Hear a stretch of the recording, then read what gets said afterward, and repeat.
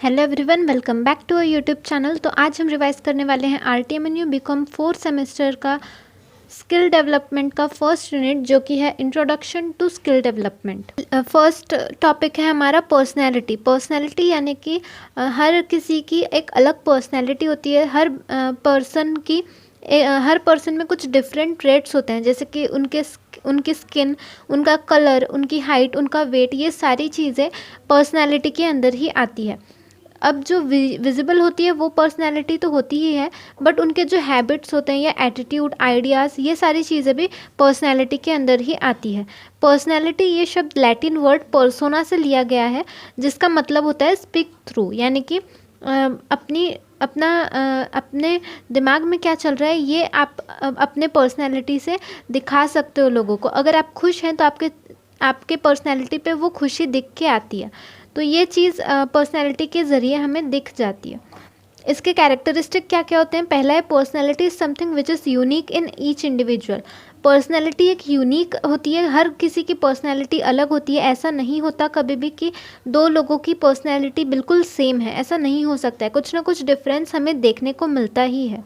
Personality में external और internal qualities दोनों आते हैं, और इसीलिए हर इंडिविजुअल की पर्सनैलिटी यूनिक होती है। उसके बाद personality refers particularly to persistent qualities of an individual. Personality यानी उसमें वो क्वालिटीज़ आती हैं जो कि परसिस्टेंट क्वालिटीज़ है, यानी ऐसा नहीं होना चाहिए कि वो क्वालिटी सिर्फ अभी के लिए है आप में, फिर बाद में आप वैसा फील नहीं करते हो।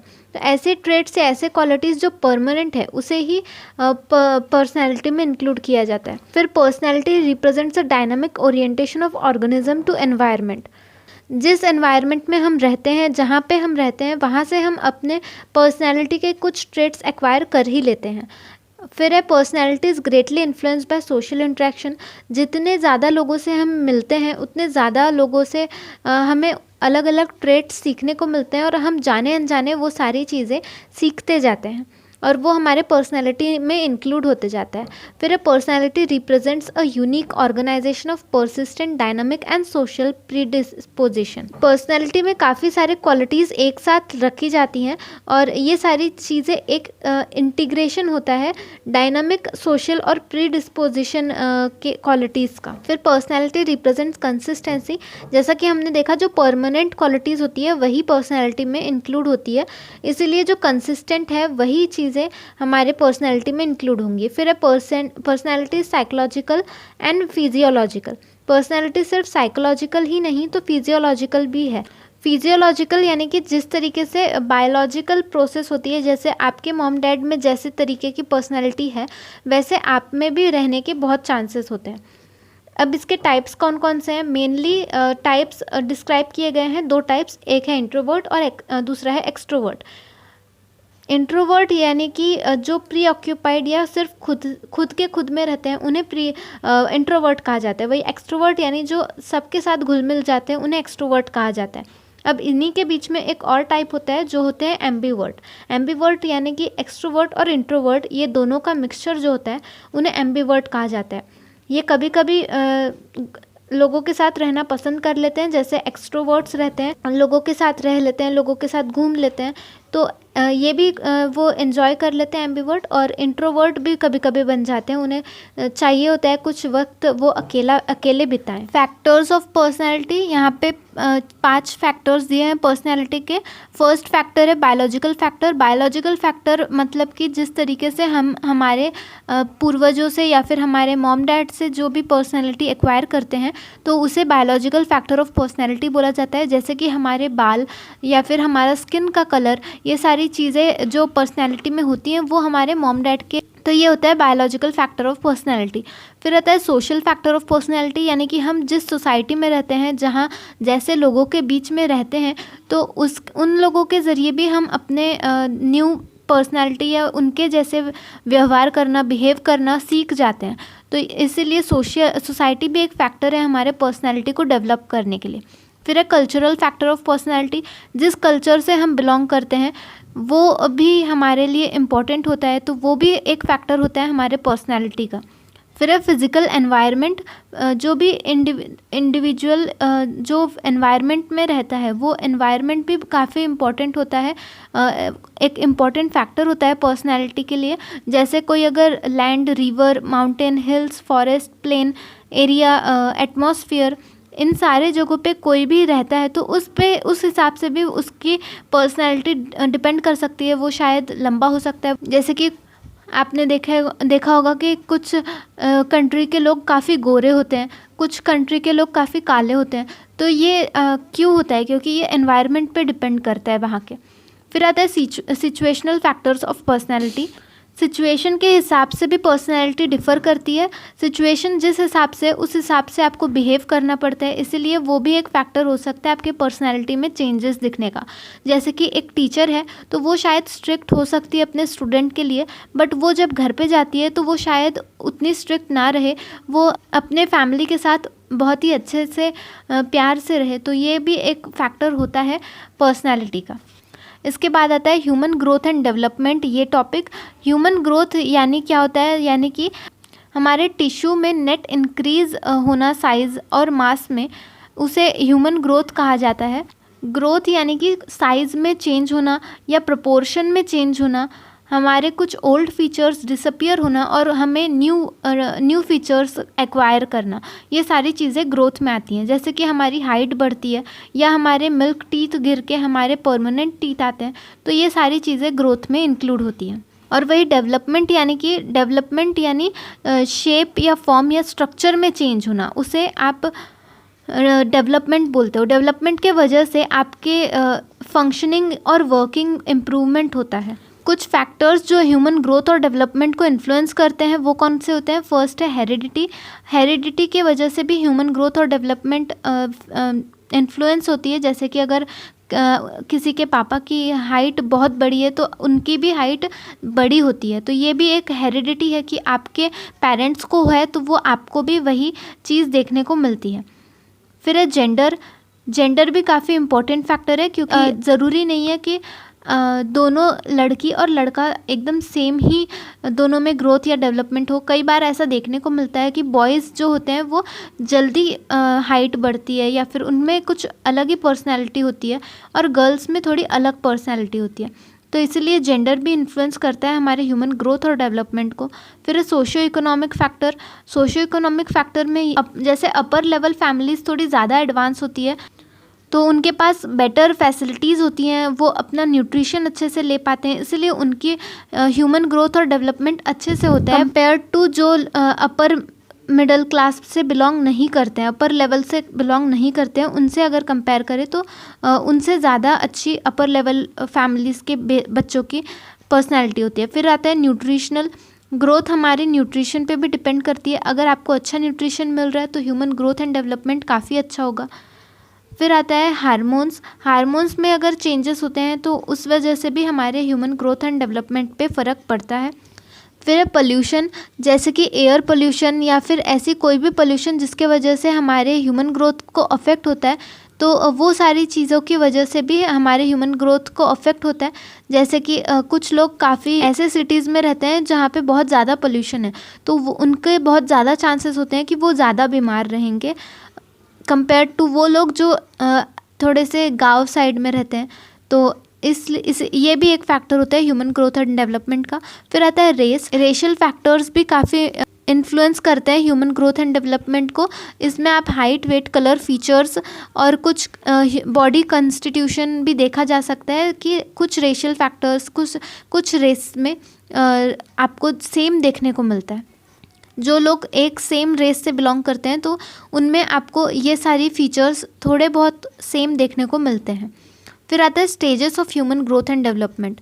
फर्स्ट स्टेज होता है इन्फेंसी यानी कि 0 से 18 मंथ के बच्चे को इन्फेंट बोला जाता है। ये फर्स्ट स्टेज होता है। यहाँ पे हमारी जो ह्यूमन ग्रोथ होती है वो बिल्कुल हम दूसरों पे डिपेंडेंट होते हैं। यहाँ पे हम सिर्फ दूसरों पे ट्रस्ट रखते हैं, जैसे कि हम हमारे मम्मी पे ट्रस्ट रखते हैं।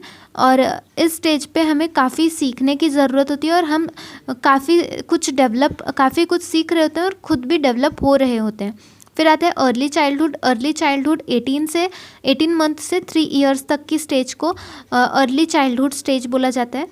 यहाँ पे बच्चे मस्कुलर और नर्वस सिस्टम इनका डेवलप होने लगता है और धीरे धीरे ये न्यू स्किल्स सीखने लगते हैं, जैसे कि ये अपने आप बैठना सीखते हैं। फिर आता है मिडिल चाइल्डहुड। मिडिल चाइल्डहुड 3 साल से 5 साल तक रहता है और यहाँ पे बच्चे काफ़ी ज़्यादा इंडिपेंडेंट हो जाते हैं, वो खुद के काम खुद करने लग जाते हैं। फिर आता है लेट चाइल्डहुड। लेट चाइल्डहुड 5 साल से 12 साल के बच्चों को ये स्टेज रहता है लेट चाइल्डहुड का। यहाँ पे काफ़ी सारी चीज़ें बदलती है, यहाँ पे उनमें काफ़ी स्ट्रेंथ आ जाती है, वो अपने काम खुद करने लग जाते हैं, उन्हें अब किसी पे भी डिपेंड रहने की ज़रूरत नहीं रहती है, वो अपने काम धीरे धीरे खुद करने लग जाते हैं, छोटे छोटे जो काम होते हैं, और उनमें काफ़ी बिहेवियर चेंज भी देखने को मिलता है। तो ये सारी चीज़ें हमें देखने को मिलती है लेट चाइल्डहुड डेवलपमेंट में। इसके बाद आता है एडोलसेंस। ये स्टेज होती है बच्चों की 12 साल से 20 साल के बीच। और यहाँ पे काफ़ी सारी चेंजेस आते हैं, क्योंकि यहाँ पे सिर्फ बोथ गर्ल और बॉय दोनों के लाइफ में काफ़ी चेंजेस आते हैं, वो उनमें काफ़ी बिहेवियर में भी चेंज हो जाता है, क्योंकि कुछ लोग यहाँ पे कॉलेज वगैरह का समय होता है, यहाँ पे स्ट्रेस भी बहुत देखने को मिलता है एडोलसेंस लाइफ में। फिर आता है अर्ली एडल्टहुड, जो कि 20 से 30 साल के लोगों को अर्ली एडल्टहुड स्टेज में रखा जाता है। यहाँ पे भी आप न्यू जॉब ढूंढने के चक्कर में रहते हो, तो यहाँ पे फ्रस्ट्रेशन और सारी चीज़ एक साथ टाइम मैनेज करना, ये सारी चीज़ें उन्हें काफ़ी स्ट्रेसफुल लगने लग जाती है। फिर आता है मैच्योर एडल्टहुड। ये स्टेज होता है 38 से 65 ईयर्स तक के लोगों का। यहाँ ज़्यादातर लोग अपने जितने भी सपने हैं वो जल्दी से जल्दी पूरा करने की कोशिश करते हैं, क्योंकि अब उन्हें रिटायर होना होता है, क्योंकि जब भी मैच्योर एडल्टहुड ख़त्म हो जाएगा, यानी 65 ईयर्स के बाद तो वैसे भी वो रिटायर हो जाएंगे, तो वो अपने सारे सपने पूरे करने की कोशिश कर रहे होते हैं। यहाँ पे ये उनकी मेंटालिटी होती है, और अगर वो सपने वो पूरे नहीं कर पाते हैं तो वो उन्हें काफ़ी डिसअपॉइंटमेंट होता है। फिर आता है ओल्ड एज, जो कि 65 ईयर्स से लेकर डेथ तक चलता ही रहता है।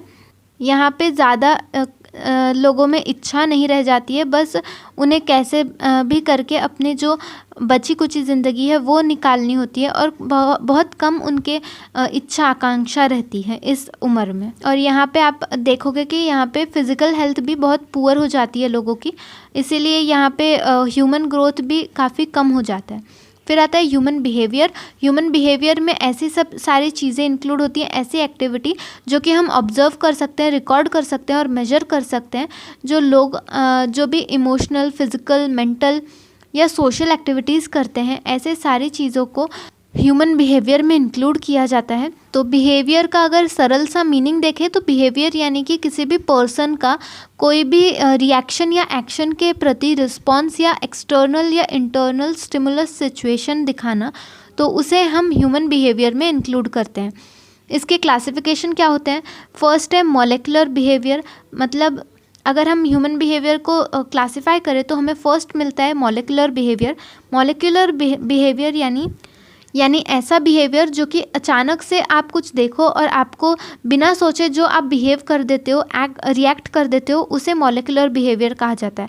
फिर आता है molar behaviour. Molar behaviour molecular behaviour का पूरा अपोजिट होता है।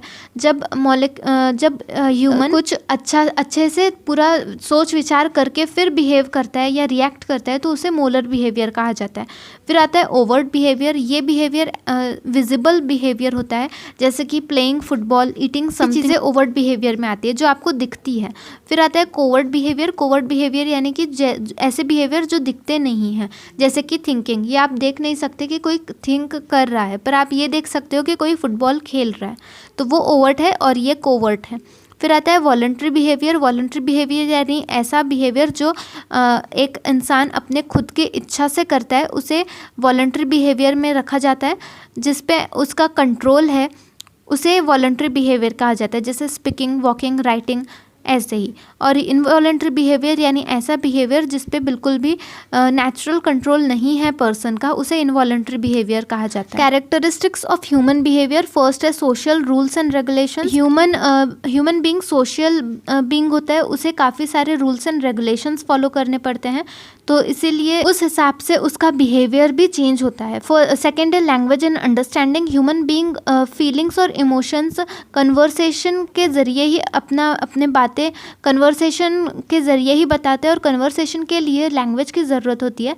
तो ज़रूरी नहीं है कि हर किसी को हर लैंग्वेज आए। तो ये भी एक कैरेक्टरिस्टिक्स होता है ह्यूमन बिहेवियर का। फिर आता है एजुकेशन एंड नॉलेज। एजुकेशन आपके हर इंडिविजुअल को पावर देती है सही और गलत में फ़र्क बताने का। फिर आता है अडेप्टेबिलिटी। ह्यूमन नेचर ही ये होता है कि वो चेंजेस को अडेप्ट करे, उस सिचुएशन में अपने आप को अडेप्ट कर सके। तो अडेप्टेबिलिटी जैसे जैसे चेंजिंग एनवायरनमेंट में आप रहते हो तो अडेप्टेबिलिटी आप में होना काफ़ी इंपॉर्टेंट है। फिर है ड्राइव और एम। ह्यूमन बीइंग का एक एम होना चाहिए, पर्टिकुलर डायरेक्शन होना चाहिए जिसमें वो काम करे। फिर आता है human being is great in behaviour and knowledge. Human being पूरे एनिमल किंगडम में सबसे ज़्यादा नॉलेजेबल और अच्छा है बिहेव करने के मामले में, क्योंकि उसके पास नॉलेज और एक्सपीरियंस काफ़ी होता है। फिर आता है मोटिवेशन एंड मोरालिटी। ये टॉपिक, मोटिवेशन यानी कि ऐसी विलिंगनेस जहाँ पे आप हाई लेवल एफर्ट्स डालो कोई भी ऑर्गेनाइजेशनल गोल या कंडीशन अचीव करने के लिए, ताकि हम एक इंडिविजुअल नीड सेटिस्फाई कर सकें। मोटिवेशन प्रोसेस क्या होती है? सबसे पहले होता है मोटिव। हर ह्यूमन बिहेवियर मोटिवेटेड होता ही है। जैसे कि अगर आप देखो कि आप अपने नेल्स को देखो या हेयर्स को देखो तो वो अपने आप ग्रो होते हैं, उसके लिए कोई मोटिवेशन की ज़रूरत नहीं पड़ती है। तो ऐसे ही हर ह्यूमन बिहेवियर में मोटिव होता ही है। अब सेकेंड स्टेप होती है गोल। तो गोल यानी क्या? मोटिव जनरली गोल की तरफ डायरेक्ट किए जाते हैं, और ये गोल को अटेन करने के लिए या हासिल करने के लिए हमें अपने लाइफ में बैलेंस लाने की ज़रूरत होती है। फिर आता है बिहेवियर। अब बिहेवियर एक ऐसी सीरीज़ है एक्टिविटीज़ की जो कि हम यूज़ करते हैं। बिहेवियर हमारे गोल को अचीव करने के लिए डायरेक्ट किया जाता है। Characteristics of motivation. फर्स्ट है इंटरनल फोर्स। मोटिवेशन ये एक इंटरनल फोर्स होता है। किसी भी एक्शन या स्किल को करने के लिए हमें जो मोटिवेशन मिलता है वो एक इंटरनल फोर्स होता है। फिर है continuous process. Motivation continuous process है, ऑनगोइंग प्रोसेस है, ये कभी भी रुकती नहीं है। फिर है इफ़ेक्ट ऑफ एनवायरमेंटल फैक्टर।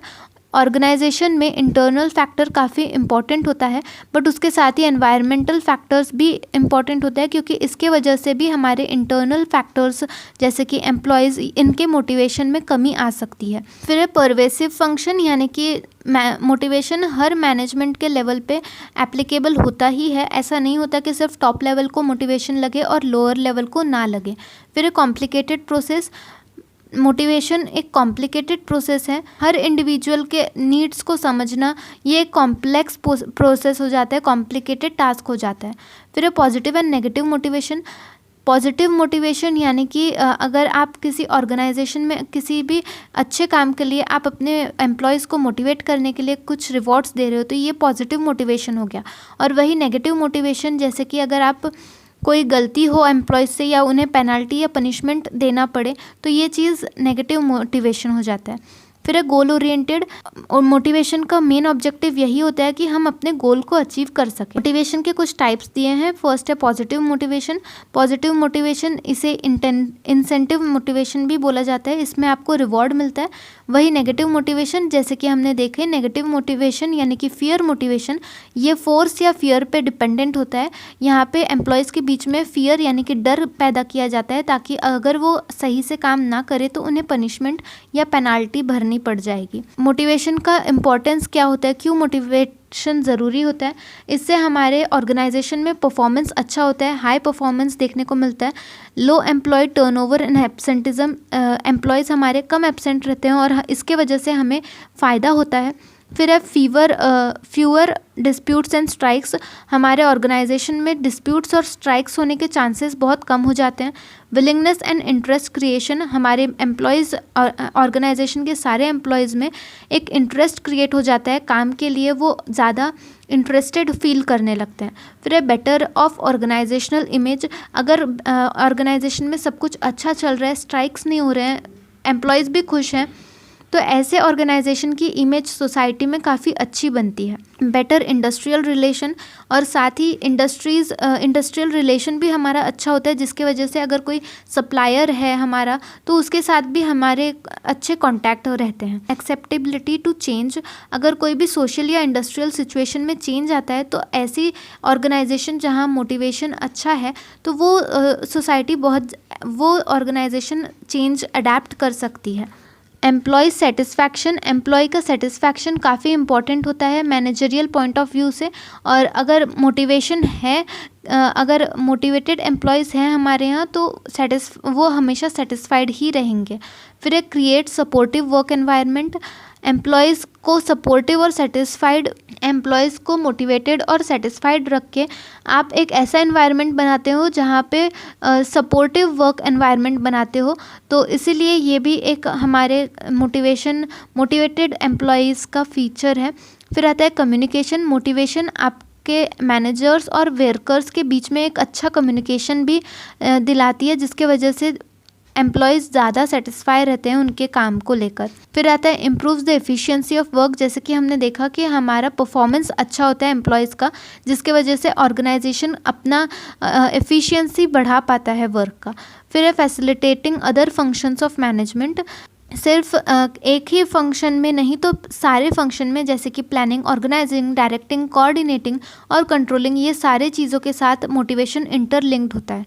फिर है maximum utilization of the resources, motivation की वजह से वर्कर्स ज़्यादातर अपने जितने भी रिसोर्सेज है उसे अच्छे से यूज़ करते हैं और वेस्टेज बहुत कम होता है, उसके वजह से हमारा कॉस्ट भी कम होता है और उसके वजह से हमारा प्रॉफिट बढ़ता है। फिर है मोरालिटी, मोरालिटी एक लैटिन शब्द मोरालिस से लिया गया है, जिसका अर्थ होता है मैनर या कैरेक्टर या प्रॉपर बिहेवियर। मोरालिटी का सिनोनिम हो सकता है गुडनेस या राइटनेस, यानी कि कुछ ऐसे स्टैंडर्ड्स या प्रिंसिपल्स जो कि आपको बताते हैं कि क्या सही है क्या नहीं, तो इसे मोरालिटी बोला जा सकता है। इसके बाद आपको स्किल्स दिए हैं। स्किल्स यानी कि ऐसी एबिलिटी जिससे आप कोई भी काम, कोई भी प्री डिटरमाइंड रिजल्ट या कोई टास्क आप उस पर्टिकुलर टाइम या एनर्जी के साथ कर सको, उसे स्किल बोला जाता है। स्किल्स के 2 टाइप दिए हैं, सॉफ्ट स्किल और दूसरा है हार्ड स्किल। सॉफ्ट स्किल यानी कि ह्यूमन स्किल्स ऐसे चीज़ों से रिलेटेड है जो कि पीपल के अंडरस्टैंडिंग से कंसर्न करता है। सॉफ्ट स्किल के 4 मेजर कंट्रीब्यूशन कौन कौन से हैं। फर्स्ट है making you an effective communicator, अगर आप मैनेजर हो तो आपको सॉफ्ट स्किल काफ़ी इंपॉर्टेंट है, इसके वजह से आप एक इफेक्टिव कम्युनिकेटर हो जाते हो, जिसके वजह से आप अपने काम अपने एम्प्लॉयज़ से काफ़ी अच्छे से करवा सकते हो। फिर है helping you emerging as a strong leader, आप एक स्ट्रॉन्ग लीडर की तरह दिखते हो अगर आपकी सॉफ्ट स्किल काफ़ी अच्छी है, और उस वजह से आप एक अच्छे लीडर दिखते हो और आपको लोग फॉलो करते हैं। फिर helping you develop lateral thinking, आपके प्रोफेशनल वर्ल्ड में लैटरल थिंकिंग ये ऐसी एक सॉफ्ट स्किल है जिसमें आपको क्रिटिकल डिसीजन लेने के लिए हेल्प होती है। जब आप चैलेंजिंग टाइम्स फेस कर रहे हो तो ऐसे सिचुएशन में क्रिटिकल डिसीजंस लेने के लिए जो हेल्प होती है वो सॉफ्ट स्किल कहलाती है, लैटरल थिंकिंग। तो ये भी आपका इसके वजह से बदलता है, इसके वजह से अच्छा होता है। फिर है हेल्पिंग यू बिकम अ की इन्फ्लुएंसर, इसका एक और फ़ायदा ये है कि आप एक स्ट्रॉन्ग सॉफ्ट स्किल अगर आपके पास है तो आपको एक की इन्फ्लुएंसर आप बन जाते हो ऑर्गेनाइजेशन का कुछ कम पीरियड ऑफ टाइम के अंदर। सॉफ्ट स्किल के कुछ टाइप्स कौन कौन से होते हैं। फर्स्ट है कम्युनिकेशन स्किल्स, कम्युनिकेशन स्किल्स काफ़ी इंपॉर्टेंट होती है किसी भी जॉब, किसी भी बिजनेस, किसी भी प्रोफेशन के लिए। अगर आपकी कम्युनिकेशन स्किल्स अच्छी है तो आप क्या चाहते हो उस जॉब से वो आप जल्दी से बता सकते हो और अच्छे तरीके से बता सकते हो। फिर है मेकिंग डिसीजंस, ये भी एक अच्छी सॉफ्ट स्किल है, आपको डिसीजन जल्दी लेना आना चाहिए। किसी भी एडवर्स सिचुएशन में आपको जो डिसीजन लेना है वो आपको जल्दी लेना आना चाहिए और प्रॉपर डिसीजन लेना आना चाहिए। फिर है सेल्फ मोटिवेशन, आप खुद को सेल्फ मोटिवेटेड रखना आना चाहिए, ये भी एक बहुत ही इम्पॉर्टेंट सॉफ्ट स्किल है। अगर आप खुद मोटिवेटेड नहीं हो तो आप अपने एम्प्लॉयज़ को भी मोटिवेट नहीं कर सकते हो। फिर है लीडरशिप स्किल, ये भी एक इम्पॉर्टेंट स्किल है जिसमें आपको लीडरशिप आना ज़रूरी है। अगर आप अच्छे लीडर हो तो आप अपने सारे एम्प्लॉयज़ को अच्छे से लीड कर पाओगे। फिर है टीम वर्किंग स्किल, आपको टीम के साथ काम करना आना चाहिए, सिर्फ लीडरशिप ज़रूरी नहीं है, आपको टीम में काम आना चाहिए, आपको लोगों के साथ काम करना आना चाहिए। फिर है creativity and problem solving skill. कोई भी प्रॉब्लम आती है ऑर्गेनाइजेशन में तो उसे किस तरीके से सॉल्व करना है और उसमें पैनिक नहीं होना है, ये सारी सॉफ्ट स्किल भी हमें इम्पॉर्टेंट होती है। फिर है time management and ability to work under pressure. आपको प्रेशर के अंडर भी वर्क करना आना चाहिए, टाइम मैनेज करना आना चाहिए, जितना काम है उसे जल्दी से जल्दी पूरा करना आना चाहिए। ये सारी चीज़ें भी सॉफ्ट स्किल के अंदर इंक्लूड होती हैं। फिर आता है हार्ड स्किल। हार्ड स्किल यानी कि ऐसी एक्सपर्टाइज जो कि एक इंडिविजुअल को नेसेसरी होती है वो जॉब को सक्सेसफुली कंप्लीट करने के लिए। हार्ड स्किल्स के कुछ टाइप दिए हुए हैं, जैसे कि basic computer skill. Basic computer skill जैसे कि Microsoft Excel, PowerPoint, Outlook, ये सारी चीज़ें आपको अगर आती हैं तो ये सारी computer skills, basic computer skills काफ़ी इंपॉर्टेंट होती है किसी भी जॉब को करने के लिए, क्योंकि आजकल का ज़माना ही ऐसा है कि सब चीज़ ऑनलाइन होती है, तो सब चीज़ कंप्यूटर पे होती है, इसलिए computer skill, basic computer skills आना काफ़ी इंपॉर्टेंट है किसी भी जॉब के लिए। फिर आता है डेटा एनालिसिस। डेटा एनालिसिस करना भी आना काफ़ी इंपॉर्टेंट हो जाता है, क्योंकि एनालाइजिंग ये जॉब पोजीशन, काफ़ी सारे जॉब पोजीशंस और रिस्पॉन्सिबिलिटीज़ के लिए इम्पॉर्टेंट होता है। डेटा अगर आप अच्छे से एनालाइज कर पाते हो, विजुअलाइज कर पाते हो, तो ये आपके लिए काफ़ी इम्पॉर्टेंट, काफ़ी अच्छा हो जाता है, बेनिफिशियल रहता है। फिर है mathematics and numeracy skills. Her job के लिए मैथमेटिक्स और न्यूमरेसी स्किल्स आना काफ़ी क्रूशियल माना जाता है, जैसे कि finance, IT, accounting, construction, building, manufacturing, engineering, logistic, medicine, trade और ऐसे कई सारे फील्ड में मैथमेटिक्स और न्यूमरेसी स्किल्स काफ़ी इंपॉर्टेंट होती है। फिर है नोइंग फॉरेन लैंग्वेज। काफ़ी सारी ऐसे भी जॉब होती हैं जहाँ पे आपको फॉरेन लैंग्वेज आना एक अच्छी स्किल माना जाता है, जिससे आप जैसे कि जर्मन, स्पेनिश, फ्रेंच, चाइनीज़, ये सारी लैंग्वेज अगर आपको आती है तो ये फॉरेन लैंग्वेज स्किल में इंक्लूड होता है। फिर है प्लानिंग स्किल। काफ़ी सारे प्रोफेशन और बिजनेस फील्ड्स में जैसे कि marketing, project management, engineering, business analysis, sales, logistic, construction, ऐसे काफ़ी सारे प्रोफेशन और बिजनेस फील्ड्स के लिए प्लानिंग स्किल्स काफ़ी इंपॉर्टेंट होती है। इन्हें हमेशा प्लानिंग अच्छी करनी होती है, इसके लिए उन्हें काफ़ी ज़रूरत होती है कि इन्हें एक अच्छा प्लानर मिल सके। तो ये सारी चीज़ें हार्ड स्किल्स में आती हैं। फिर आता है कि इम्पॉर्टेंस ऑफ स्किल, क्यों स्किल्स इंपॉर्टेंट होती है। फर्स्ट है कि इम्प्रूव एम्प्लॉय परफॉर्मेंस। एक एम्प्लॉय की परफॉर्मेंस अच्छा करने के लिए उसे सॉफ्ट स्किल और हार्ड स्किल दोनों आना कंपलसरी होता है, जिसके वजह से वो अपनी परफॉर्मेंस 100% दे सकता है। फिर है to improve employ satisfaction and morale. Employ को अगर उसके काम से सेटिस्फैक्शन चाहिए है कि वो जो कर रहा है वो सही कर रहा है, तो उसके लिए भी ज़रूरी है कि उसके पास सॉफ्ट स्किल या हार्ड स्किल्स दोनों में से जितने उसके जॉब के लिए ज़रूरी है वो उसको आए। फिर है टू एड्रेसिंग वीकनेस। बहुत सारी एम्प्लॉयज़ में जो वीकनेस होती है, जो भी काम करने के लिए जो कमज़ोरियाँ होती है उसकी, तो वो वीकनेस उसके काम करने के बीच में नहीं आनी चाहिए। जैसे अगर किसी को कंप्यूटर चलाना नहीं आता है तो ये एक बहुत बड़ी वीकनेस हो जाएगी किसी भी पर्सन को जॉब करने के लिए। तो ये वीकनेस को कम करने के लिए हमें सॉफ्ट स्किल या हार्ड स्किल, जो भी हमें वीकनेस है उसे हमें ठीक करना ज़रूरी है, ताकि हम वो जॉब पे हम अपना 100% दे पाए। फिर है to enhance company reputation and profile. आपके सॉफ्ट स्किल और हार्ड स्किल के वजह से आपके कंपनी की भी रेपुटेशन और प्रोफाइल अच्छी होती है, इसीलिए भी ये ज़रूरी होता है।